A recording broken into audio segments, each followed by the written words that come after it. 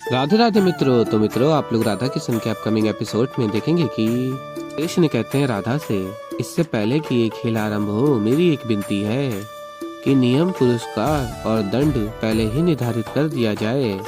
और फिर राधा कहती है ये सही है, छल नहीं करेगा, अन्यथा हम इसके साथ अगली बार खेलेंगे ही नहीं।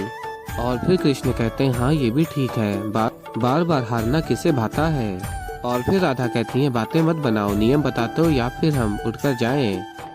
और फिर कृष्ण कहते हैं हाँ बताता हूँ, दोनों पक्षों के पास अर्थात हम दोनों के पास उचित मात्रा में, बराबर मात्रा में कपारक होंगे।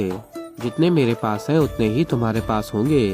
तत्पश्चात हम पासा खेलेंगे, जिसका पासा अधिक श्रेष्ठ होगा विरोधी पक्ष का दांव पर लगाया हुआ कपर्तक सामने वाले व्यक्ति के पास चला जाएगा। एक जीतेगा और दूसरा हारेगा और अंत में इसके सारे कपर्तक समाप्त हो जाएंगे।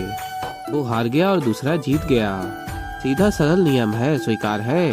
और फिर राधा कहती है स्वीकार है, चलो पहला पासा तुम फेंको। और फिर कृष्ण स्मरण करते हैं जिसे स्वयं राधा रानी पासे दे, वो भला हारेगा कैसे। और फिर राधा स्मरण करती है एक ग्वालन राधा नहीं, राधा रानी है, कभी हारती नहीं। और फिर कृष्ण कहते हैं आज का ये खेल तो बड़ा ही रोमांचक होने वाला है।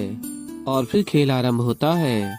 और फिर देवी पार्वती कहती हैं देख रहे हैं महादेव, आप इस पर लीला अकेले आपके आराध्य की नहीं, राधा रानी की भी है, खेल बराबरी की है। और फिर महादेव कहते हैं मैंने तो कभी सोचा भी नहीं था कि इस प्रकार का बदलाव देखने को मिलेगा।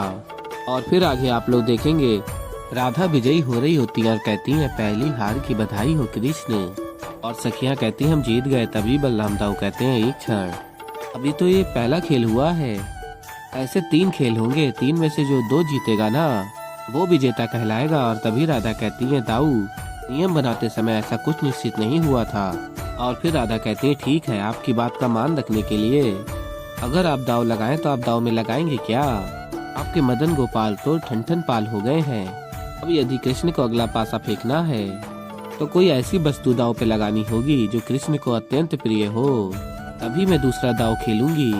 और फिर दाऊ कहते हैं अब क्या दाव पर लगाएं। और फिर श्री कृष्ण कहते हैं मैं जानता हूँ। और फिर कृष्ण अपनी बांसुरी निकालते हैं और दाव पर लगाते हैं। और सखियां कहती हैं कृष्ण को तो बांसुरी अत्यंत प्रिय है, तो अच्छा नहीं लगेगा अगर वो हार जाएगा, तुम सच में अगला दाव खेलोगी। और फिर राधा कहती हैं जब कृष्ण की बांसुरी है तो उस पर अधिकार जमाने के लिए खेल तो बनता है।